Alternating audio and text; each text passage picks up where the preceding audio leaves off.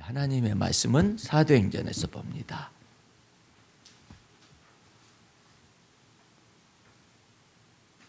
사도행전 10장이죠. 우리가 지금 이거 몇 번째 보고 있어요. 조금 필요해서 그러는데 이번 주까지 보도록 하겠습니다. 사도행전 10장 9절에서 16절 봅니다. 이튿날 저희가 행하여 성에 가까이 갔을 그때에 베드로가 기도하려고 지붕에 올라가니 시간은 제 6시더라. 시장하여 먹고자 하매 사람이 준비할 때 비몽사몽간에 하늘이 열리며 한 그릇이 내려오는 것을 보니 큰 보자기 같고 내 귀를 메어 땅에 들이웠더라. 그 안에는 땅에 있는 각색 네 발 가진 짐승과 기는 것과 공중에 나는 것들이 있는데 또 소리가 있으되 베드로야 일어나 잡아 먹으라 하거늘 베드로가 가로되 주여 그럴 수 없나이다. 속되고 깨끗이 아니한 물건을 내가 언제든지 먹지 아니하였사옵나이다 한데 또 두 번째 소리 있으되 하나님께서 깨끗게 하신 것을 네가 속되다 하지 말라 하더라. 이런 일이 3번 있은 후 그 그릇이 곧 하늘로 올리워 가니라. 아멘. 할렐루야. 오늘 말씀의 제목은 사도행전 10장 9절에서 16절 네가 속되다 말라. 오늘 말씀의 내용은 이미 잘 알고 있습니다. 베드로가 기도하러 올라갔었을 때 정오에 환상을 보게 되는데 비몽사몽간에 큰 보자기가 있고 네 귀를 메어 땅에 들이웠는데 이 큰 보자기가 내려오는 거죠.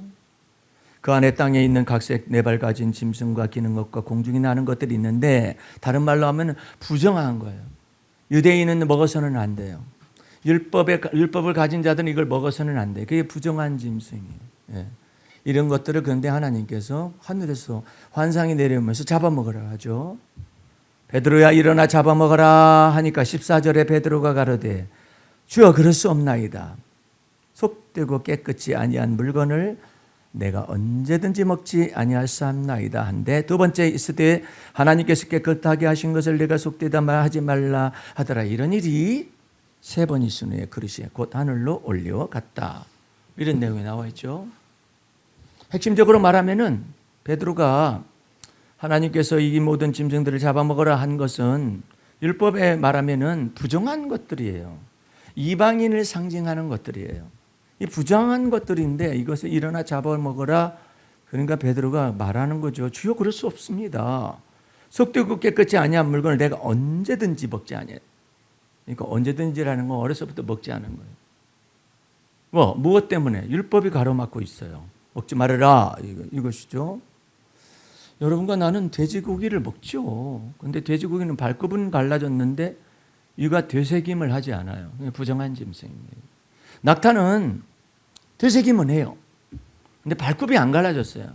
그래서 부정한 것입니다. 먹을 수가 없습니다. 근데 하나님께서는 이 모든 것들을 기는 것도 있고 이 부정한 것들이 그 큰 그릇 안에 가득한데 잡아 먹으라 하는 거 아니에요. 근데 베드로는 자기가 언제든지 안 먹었다는 거예요. 어렸을 때도 안 먹었고 장성에서도 안 먹었다는 것이죠. 그러니까 하나님께서는 말씀하십니다. 하나님께서 깨끗하게 하셨는데 왜 네가 그래? 여기 오늘 말씀의 핵심이 있습니다. 왜 하나님께서 깨끗하게 하셨을까요? 율법에 의하면 이걸 먹을 수 없어요. 그런데 예수께서 오셔서 율법에 마침이 되어주시고 율법의 모든 요구를 다 이루신 거예요. 예. 그렇기 때문에 예수님은 율법의 요구를 이루신 분이시고 율법을 완성하신 분이시고 율법의 마침이 되어주신 것이고 율법의 저주까지 속량해내셨기 때문에 이제는 하나님과 우리 사이 중간에 막힌 담을 헐어버린 거예요. 그렇기 때문에 하나님께서 깨끗하게 하신 것을 네가 이제는 속되다 하지 말라 이렇게 말하는 거예요. 베드로 네가 유대인이냐? 묻는 것이죠. 하나님께서 아닌데요. 너 뭐야? 그리스도인입니다. 근데 왜 네가 율법을 가진 유대인처럼 지금 행동하는 거냐 이 말이에요. 네가 율법을 가지고 있게 되면 꺼리끼는 것이 나타난다. 네가 율법을 가지고 있게 되면은 그럴 수 없나이다가 딱 나타난다. 아니 하나님께서 깨끗하게 하실 텐데 왜 네가 그래? 거기에 오늘 말씀의 핵심이 있는 겁니다. 여러분들도 두뇌 속에 꺼리끼는 것이 있어요. 예, 두려워하는 것이 있어요. 불안한 것이 있어요. 그것 때문에 꺼리끼는 행동을 하고 두려운 행동을 하고 막 그러는 거예요. 나는 어렸을 때 인절미가 하도 맛있어가지고 어머니가 인절미를 직접 하셨거든요. 뭐 우리 시대 때는 다 그러기도 하죠. 인절미가 얼마나 맛있던지 먹었는데 너무 많이 먹어가지고 꼬마가 체했어요. 그래가지고 풀리지가 않아요, 그것이. 그 다음부터는 인절미가 두려운 거죠. 아, 인절미 맛있다, 맛있다, 맛있다. 그럴 때 나는 그때 두려움이 두뇌 속에 새겨진 거 아니에요? 내가 예수 그리스도를 믿고 난 다음에 인절미와 더불어서 화해를 했습니다. 화해를 어떻게 했느냐? 하나님, 제가 어렸을 때 이래 가지고 인절미하고 급체해 가지고 인절미 못 먹겠다라는 생각이 여기에 두려움으로 사로잡고 있었습니다. 그런데 이 두려움도 주님 앞에 내어놓고 씻어버리기를 원합니다. 그래가지고 인절미와 더불어 화해를 했어요. 그래가지고 인절미 없어서 못 먹어요. 화해를 해야죠. 근데 무엇이 그걸 만들었습니까? 여러분들이 충격을 겪은 거예요. 충격을 겪으면서 두려움이 뇌 속에 있고 아니면 불안이 여러분의 뇌 속에 저장이 되어 있는 거예요. 그래가지고 여러분이 스스로 다른 사람들 다 예컨대 인절미를 좋아하는데 나만 인절미 싫어. 네?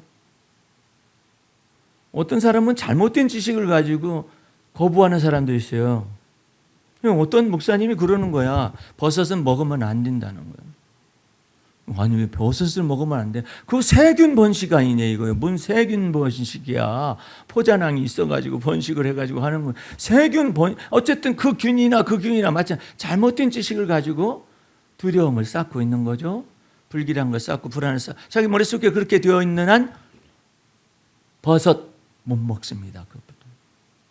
그러니까 버섯은 깨끗한데 자기 속에서 왜 네가 그래? 네가 속되다 하는 거야. 네가 꼬리 끼고 있는 거야. 그걸 해결하시기 위해서 우리 주님이 여러분과 내 안에 들어와 좌정하시는 것입니다. 뭐 하기 위해서? 여러분에게 은혜를 더하시고 여러분에게 자유를 주시기 위해서. 어디로부터? 얽매기 쉬운 것과 무거운 것으로부터 근심과 염려와 두려움과 불안한 것으로부터 자유를 주기 위해서 그리스도께서 여러분에 좌정하셔서 너 무엇 때문에 아프냐? 너 무엇 때문에 불안해하니? 너 무엇 때문에 두려워하는 거야? 너 무엇 때문에 꺼리낌이 많은 거야? 저희 어머님 얘기를 했었잖아요. 박일화 권사님. 주님 품 안에 있겠습니다마는 비행기 타고 간다 가면은 그냥 불안해가 비행기 사고 나면 어떡하느냐? 아니 비행기를 타고 지금 미주 지역으로 지금 복음 전하러 아들한테 비행기 타고 가면 어떡하냐? 사고 나면 어떡하냐? 그래.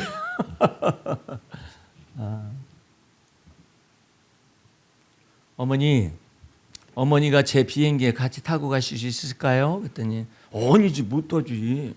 밥은 주냐? 밥 다 나와요. 11시간 날아가요. 그래, 화장실은 있고 다 있어요. 얼마나 타고 가냐? 10명? 아니에요, 몇백 명 타고 가요. 그러니까는 표피적인 불안은 제거됐어요. 그런데 궁극적인 두려움이 있는 거예요. 뭐 때문에 그러냐면 자식을 어렸을 때 우리 어머니가 제 동생을 잃어버린 그 슬픔과 두려움, 상처가 여러분들 잘 아셔야 해요. 잘 들어야 해요. 여자는 자궁이 있잖아요. 아이를 잃잖아요. 남자는 가슴에 새겨놓고 그것도 병이 돼요. 여자는 자기 자궁에다 새기는 거예요.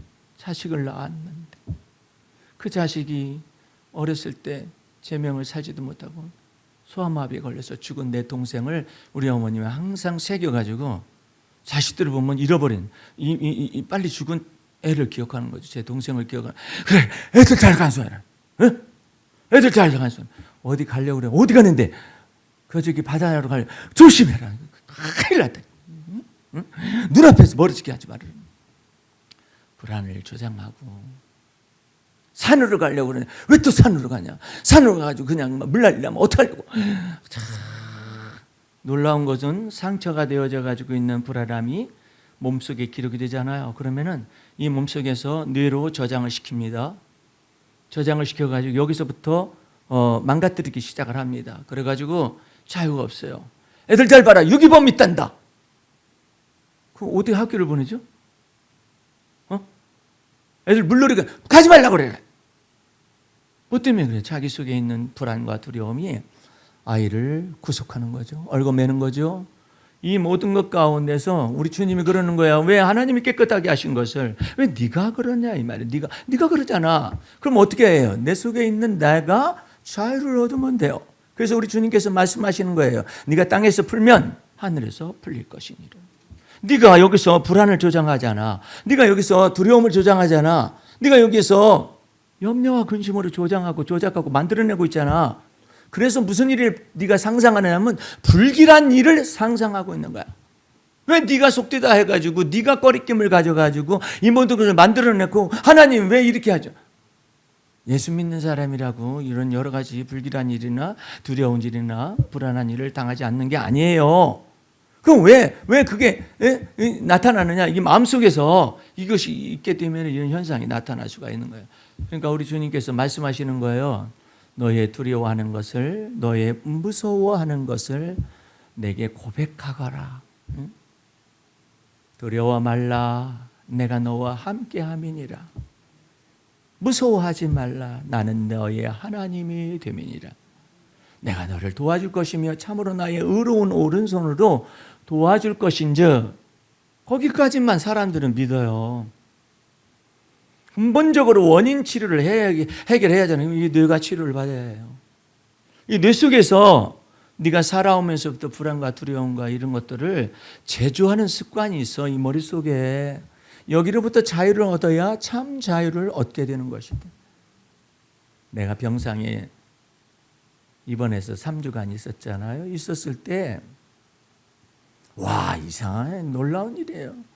우리 주님이 나한테 뭐라 했냐면 내가 다쳤을 때도 성령 충만했었고 병원에 있을 때도 성령 충만했는데 내가 누워있고 그랬을 때 우리 주님이 내가 너가 누워있을 때 이 병상에 있을 때 내가 네 두뇌를 어렸을 때부터 있었던 걸 쫙 덮어가지고 너로 하여금 보게 할 것, 꿈속에서 보게 할 것이며 그것을 갖다가 자백하게 할 것이며 자백할 때마다 그 불안을 씻어내버릴 것이고 그 두려움을 씻어낼 것이고 염려도 씻어낼 것이고 걱정과 두려움 이 불길한 생각들을 전부 다 씻어내 주겠다. 네 두뇌 속에 그런 것들이 있게 되면은 성령의 충만함이 네 두뇌에 부어질 수가 없게 된다.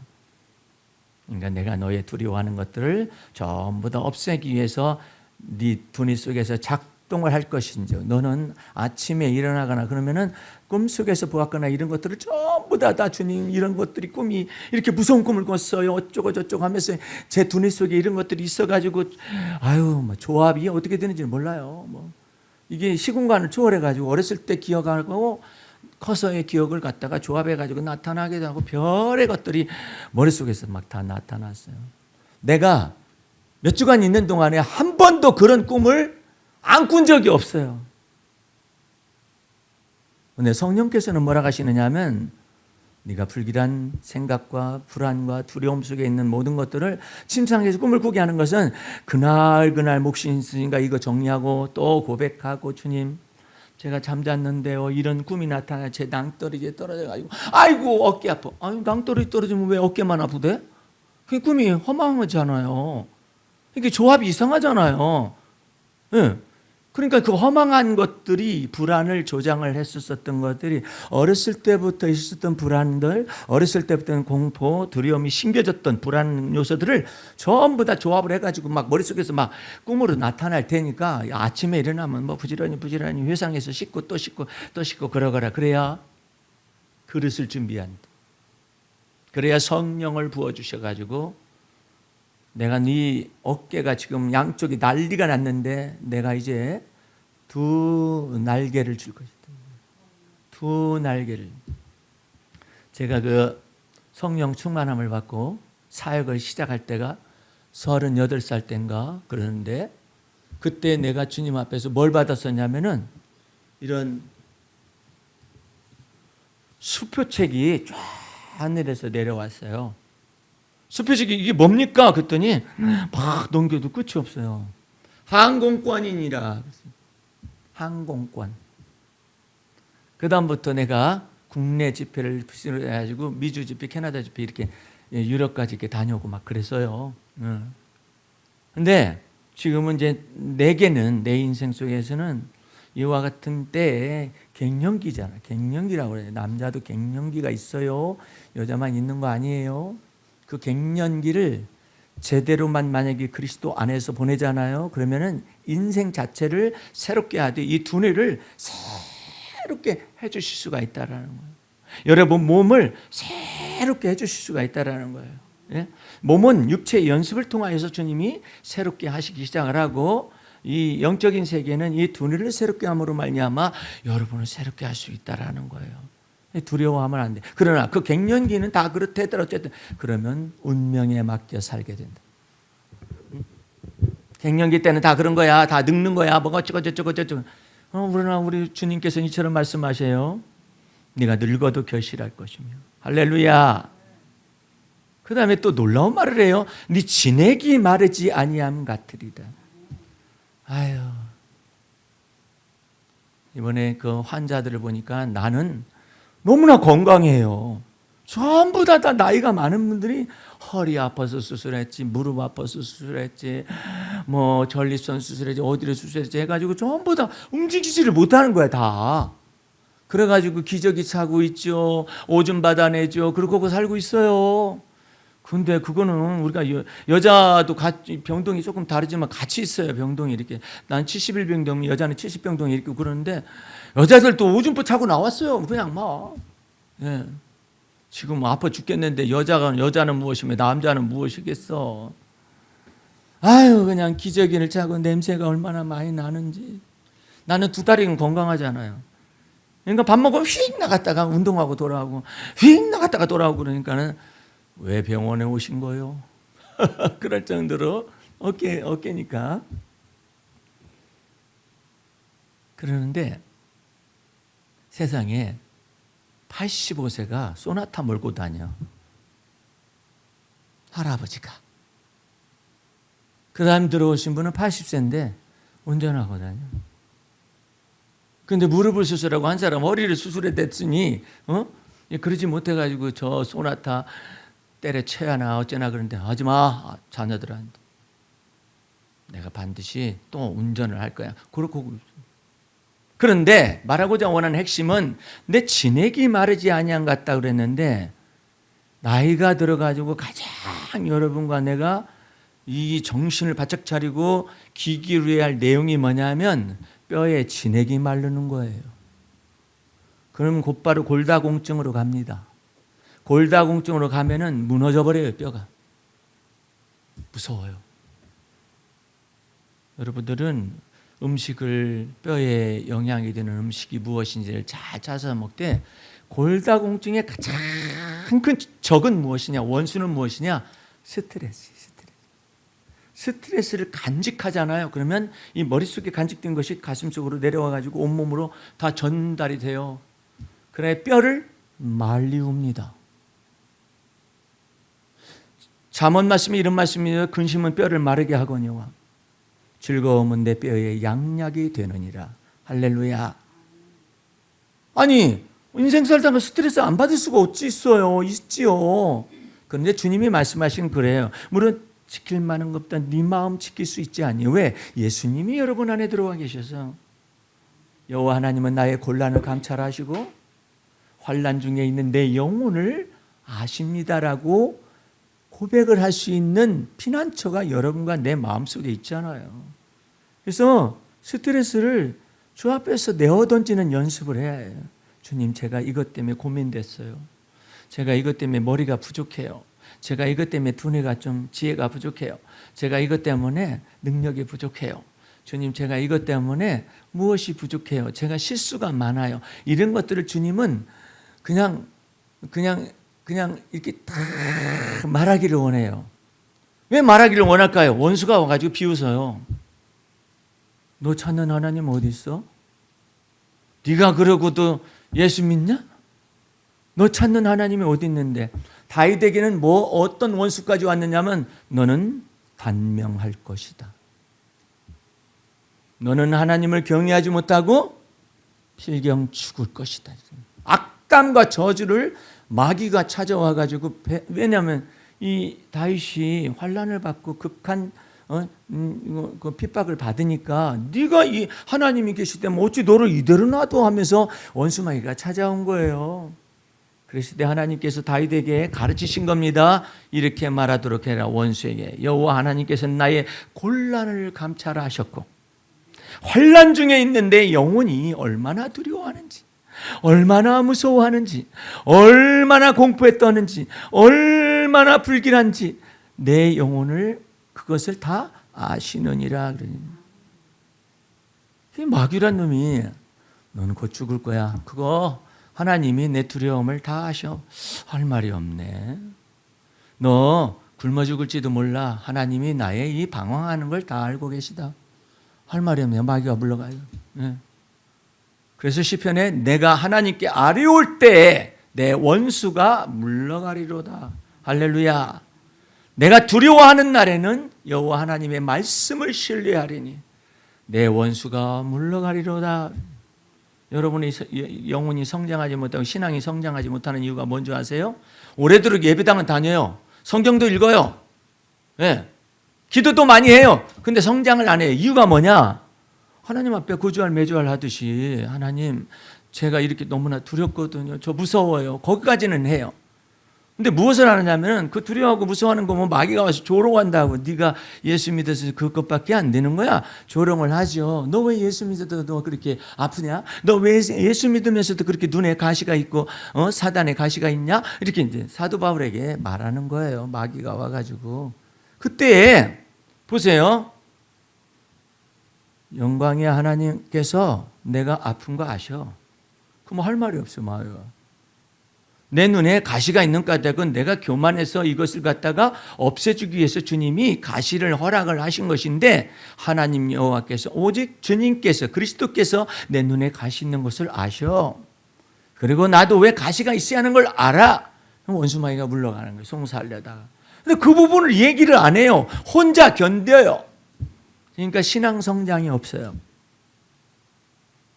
두려워하는 일이 발생할 때 내가 이제 태어나가지고 올 때 계획표를 쫙 짰습니다. 주님, 연상으로 짜는 거죠. 침대에 앉아요. 주님, 퇴원 수속을 밟고 난 다음에 차를 가지고 와가지고요. 여기다 딱 대가지고요. 물건들은 전부 다 차에다 다 싣고 그 다음에 제가 운전을 해가지고요. 어디 가서 점심을 먹을 거거든요. 근데 콩나물국이 먹고 싶은데요. 어디로 갈까요? 그랬더니 콩나물국 하는 집이 있어요. 그럼 거기까지 운전해가지고 거기 주차를 해야 하는데요. 점심시간은 그래도 좀 봐준다 하는데 거기 주차를 하되 콩나물집에 좀 가까워야 해요. 그렇게 하고 난 다음에 콩나물을 먹고 난 다음에 좀 쉬고 난 다음에 이발을 하러 가야만 합니다. 근데 이발하러 가야 하는데 이발소에서 멀지 않은 곳에 주차 공간이 있었으면 좋겠습니다. 그렇게 이제 이발해야 한다는 것을 말씀을 드리고, 왜냐하면 제가 이거 연약함을 아시지 않습니까? 그리고 이발을 다 하고 염색을 다 할 때쯤 해가지고 주님 제가 이제 집으로 가는데요. 제가 주차 공간이요. 거기에서 이렇게 되어야 하거든요. 그 집이 이쪽에 있으니까요. 이렇게 돼가지고 제가 이 짐을 갖다가 다 이렇게 날릴 수 있어야만 하는데 아우 주여 내 연약함 아시는 주여. 못 고칠 질병도 없으시고요. 제가 이렇게 두려움이 무엇인지 아시지요? 그러니까 주님 부탁합니다 해가지고 또 갔더니 주차 자리가 다 그 자리에 있었. 얼른 빨리 갖다 대요. 짐을 갖다. 또 집주인이 보면은 왜 저 사람은 우리 집에 오는 날부터 저렇게 아파가지고 저러나 그렇게 할까 봐서 저 사람 못 나오게 해주세요. 아니 왜 집주인이 사는가 몰라 1층에. 어쨌든 그래가지고 그 다음 스케줄은요 어쩌고 저쩌고 저쩌고 하고요. 제가 계단이 무서워요. 주님 계단은 진짜 무서워요. 저는 무서운 놈이야. 계단은 아주 무서운 놈이에요. 예. 여러분들 계단 없는 아파트에 사는 사람은 하나님께 감사를 많이 올려야 해요. 계단이 있으면 무서워요. 아프니까. 그래서 난간을 잡고 천천히 그렇게 하죠. 내 몸에 연약함 아시는 주. 그 찬송가 가사 그래요. 못 고칠 질병이 아주 없네. 괴로운 날이나 슬플 때나 언제나 나와 함께 하시네. 언제나 그 가사가 있잖아요. 구주와 함께 못 박혀 죽었다고. 주님이, 내가 오늘 메시지 속에 여러분에게 주고 싶은 내용은 왜 주님이 여러분 안에 들어와 계시느냐 이 말이에요. 내 죄를 속하여 주신 주, 내 속에 들어와 계시네. 그냥 하늘 보자 해서 그냥 통치하시면 되지. 왜 내 안에 들어오실까요? 내가, 그리스도께서 말씀하시는, 너는 그리스도의 핏값을 주고 사셨으며 성령이 너희 안에 거하시느니라. 그러면 성령으로 말미암아 그리스도가 너희 안에 거하시는 까닭은 너의 부족을 채우고 너의 연약함을 강하게 만들어주고 너를 온전케 하시기 위하여 그리스도께서 내 안에 들어와 좌정하신 거예요. 근데 예배당 가면 주님이 계신데 아니 우리는 몇 주 동안 예배당 안 왔는데 그럼 어디서 주님을 만나는 거야? 말도 안 되는 메시지가 이 예배당에다가 가둬놓으려고 그래요. 성도들을. 예수님을 여기다 가둬놓는다니까. 그러니까 예수님은 내가 운전할 때하고 나하고 상관이 없는 거예요. 왜? 예배당에 계신다고 설교를 하니까. 이게 성전이에요? 성전은 예수 그리스도의 피권세가 있어야 해요. 두 번째, 성령이 역사해요. 여러분 몸이 하나님의 성령이 거하시는 하나님의 전이란 말이에요. 근데 어디로 가서 예수님을 만나려고 그러는 거야? 예수님이 여러분 안에 거하셔가지고 여러분의 부족을 채우시고 여러분의 불안을 제거하시고 여러분의 성품을 다 변화시켜 주시고 하나님의 그런데 어떻게 내 성품이 바뀌죠? 네 성품, 옛 성품을 내놔야 바뀔 거 아니냐.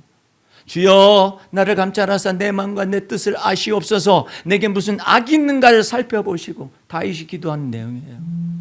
지 성품을 내놔야지. 성질이 개떡 같습니다 주여. 제가 너무나 까다롭습니다 주여. 말을 해야지. 주님 고쳐달라고 말을 해야지. 고쳐달라고 말을 안 했는데 어떻게 뭘 가지고 살으려고 도덕적 성품, 부모님한테 물려받은 성품 가지고 살고 가잖아요.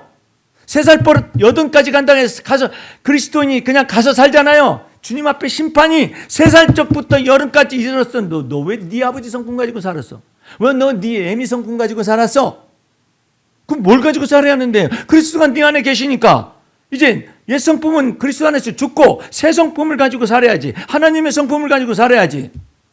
그거 다 심판받아요. 그러니까 너 원단 그대로 왔네. 어떻게 해요? 3살적 버릇이 80까지 간 다음에 예수는 믿었는데 아무런 변화도 없네. 왜 그랬을까? 담임 목사 나오라 그래. 뭐라고 가르쳤는가?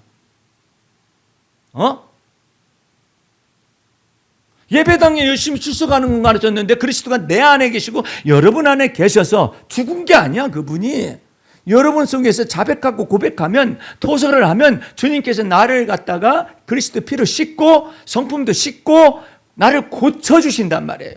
성품도 고침을 받아야지. 하나님의 성품에 참여하지. 기질도 네 애미한테 받은 기질 가지고 그대로 살다 왔구나. 네 애비한테 받은 유전적 기질을 가지고 그대로 살아왔구나. 다음 주에 여러분에게 공개될 시는 몸의 은총이라는 거예요. 병상에 있으니까 주님께서 시를 몇 개를 주셨는데 몸의 은총인데, 하나님께서 사랑하셔서 부모를 통하여 아버지의 기질을, 유전적 기질을, 어머니의 유전적 기질을 물려받아서 기질이 형성이 됐죠. 성품이 됐죠.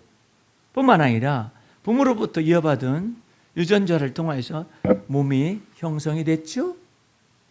그것을 보고 체질이라고 할 수 있겠죠.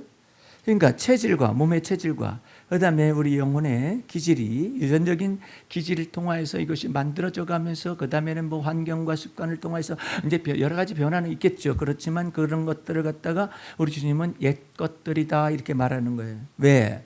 네가 기질대로 살다가 주님 나라 오면은 너 기질에 대해서 왜 아무런 변화가 없느냐? 우리 어머니 닮았거든요.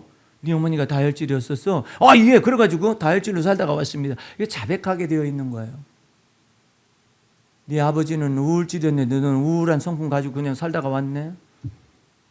그럼 주님이 그럴 거 아니에요. 항상 기뻐하라는 어디로 갔냐?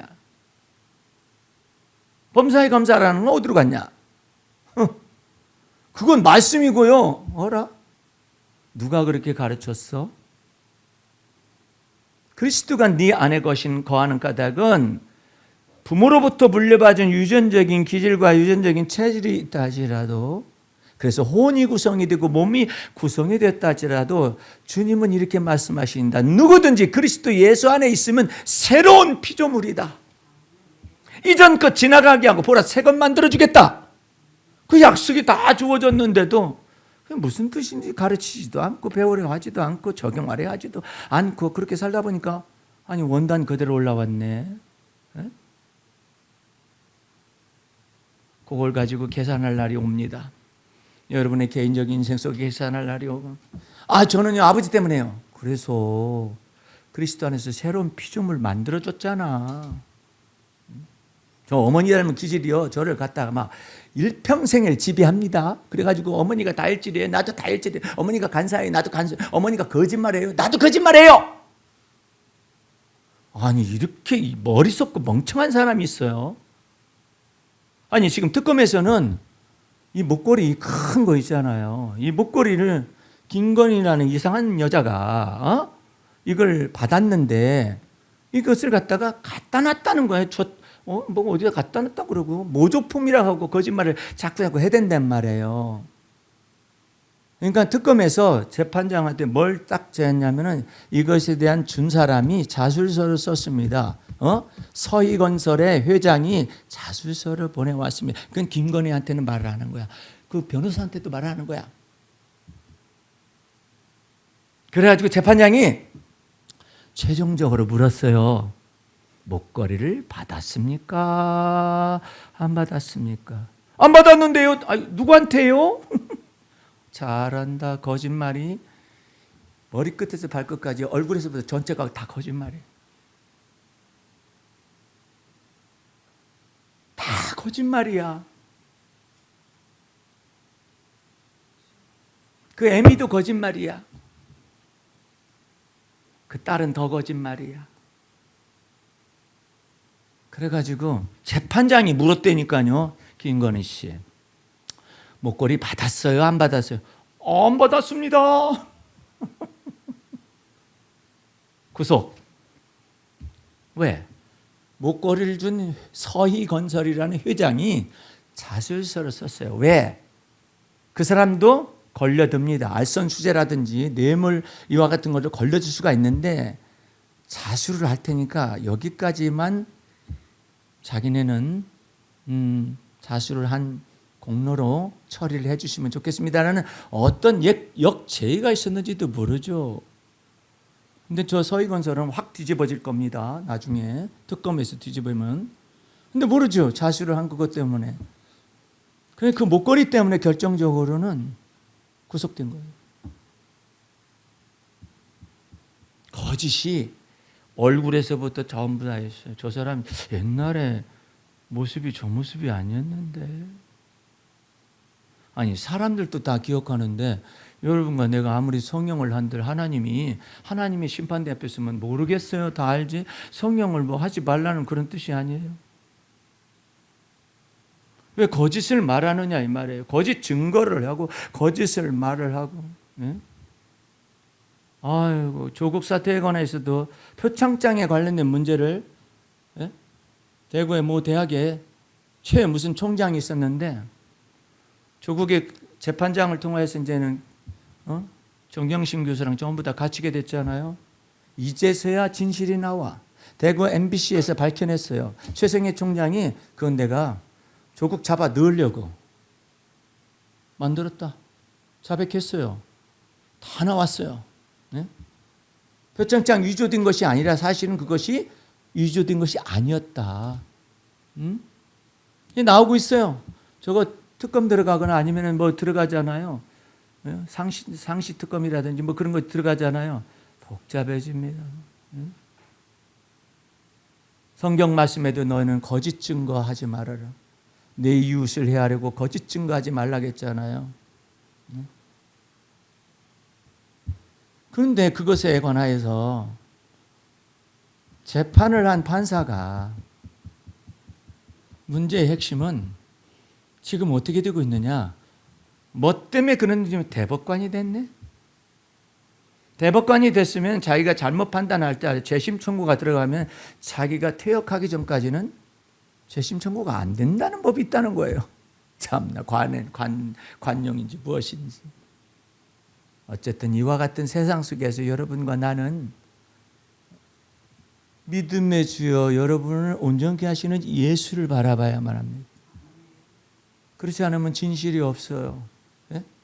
모든 것이 다 밝혀지고 있잖아요. 예? 여러분들은 주님 앞에서 여러분의 영혼이 성장하려면 반드시 여러분의 영혼의 두려움을 주 앞에 내어놓을 줄 알고 씻음 받을 줄 알고 그 다음에 성령으로 체험을 받는 것을 기대를 하고 기도를 해야 해요. 그래 여러분이 바뀌어요. 여러분 아무리 예배당 출석하고 말씀 듣고 성경 공부 많이 하고 그래도 각자의 개인차가 있는데 이거 주 앞에서 자백하고 고백하여 토설하여서 주님 앞에 내어놓지 아니하면 안 바뀌어요.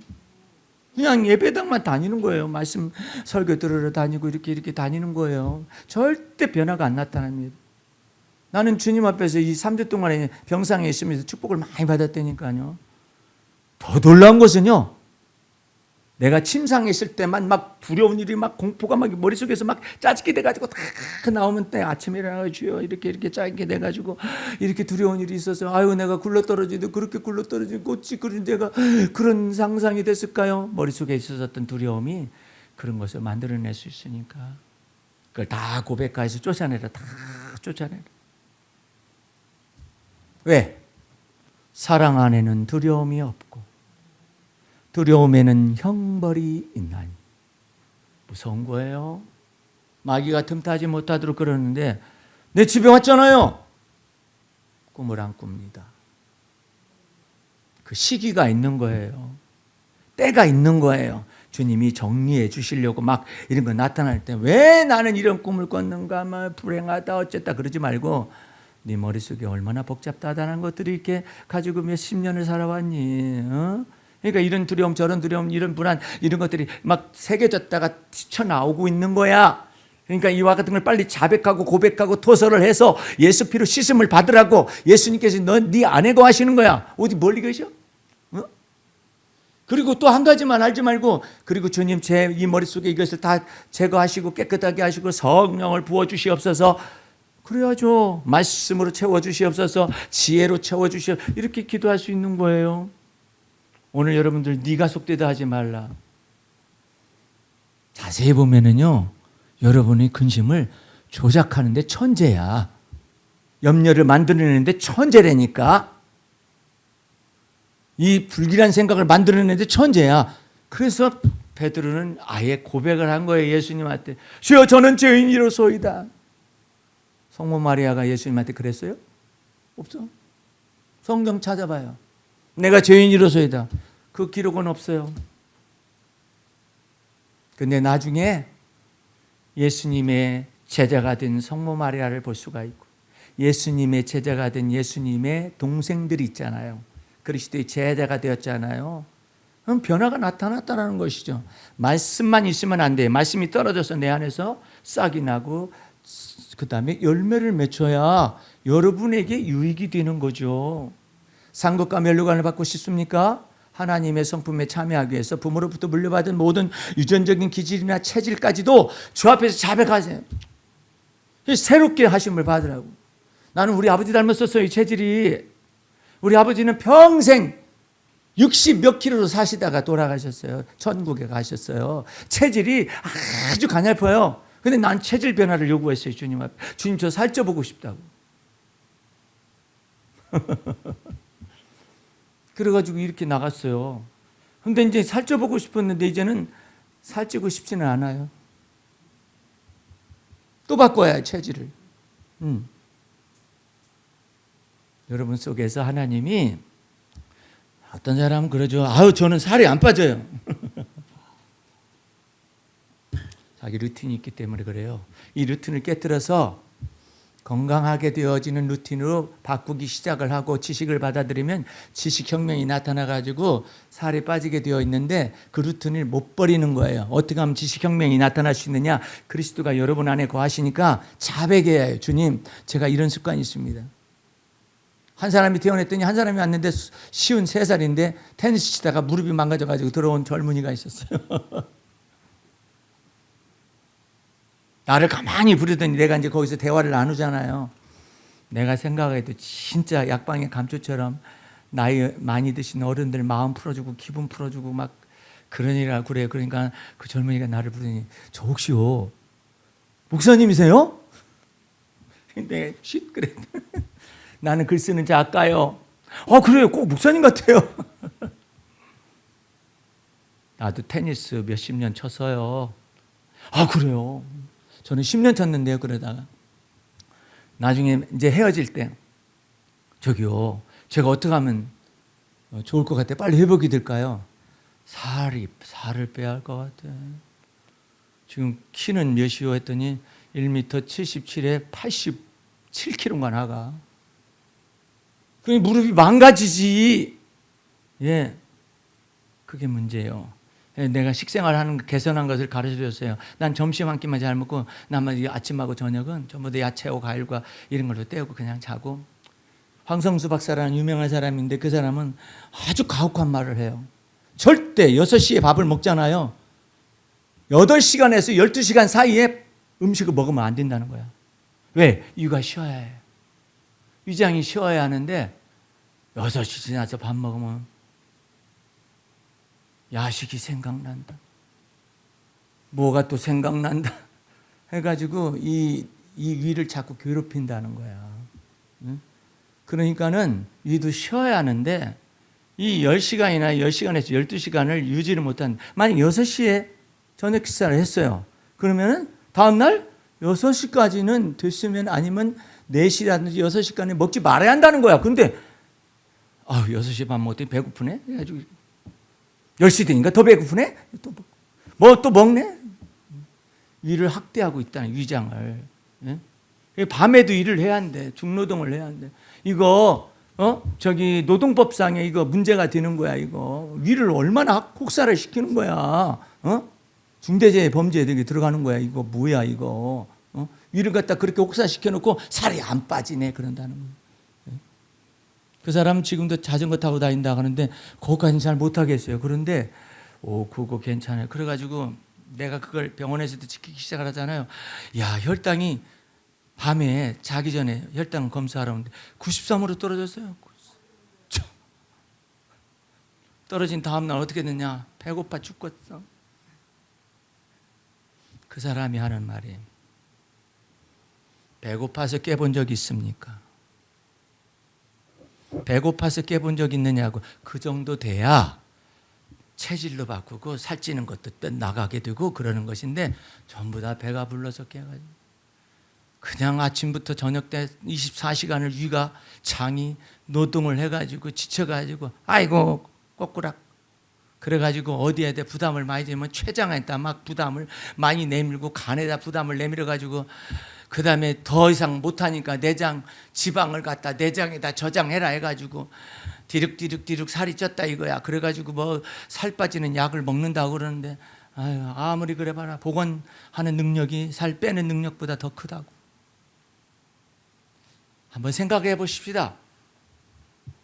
여러분이 하나님의 은혜와 진리의 말씀을 간직해서, 아니면 그리스도가 여러분 안에 거하셔서 자백하고 고백하면 우리 주님께서 새 역사를 나타내시고 이전 것 지나가게 하고 보라 새 것 만들어 주실 터인데, 마찬가지로 여러분의 몸의 체질도 변화가 나타나고자 원하면은 새로운 방법을 동원해야 하고 옛사람의 루틴을 깨트려야 해요. 이 루틴을 깨트려야 하는데, 잠자면은요 옆에 사람은 그래, 저기요 어르신, 나한테 어르신이라고 그래. 통닭이 생각나요. 에이, 통닭을 먹으러 갈 수는 있거든요. 근데 이 다리 때문에 못 가. 수술을 해놔가지고 못 가. 휠체어 타고 어디까지 가. 저기요, 저기는 왜 저렇게 저기 코다리찜이 간판이 큰지 모르겠어요. 아니 지금 이 사람이 살 빼야 할 사람이 그러고 있어요. 이 루틴 때문에 그래요. 근데 이걸 잡는 방법은 그리스도께서 여러분 안에 거하시니까 자백하고 고백해서 진실로 주님 저 변화받고 싶어요. 체질도 변화되고 기질도 변화되고 성품도 변화받고 싶어요. 그러면은 자백하고 고백할 때 그리스도께서 여러분 안에서 일어서셔서 그리스도의 피권세와 성령의 능력을 통하여 여러분의 생을 행복하게 하실 걸 믿으시기를 주의 이름으로 축원합니다. 기도하겠습니다. 우리 하나님 아버지 감사와 찬미와 영광과 존귀를 주 앞에 돌립니다.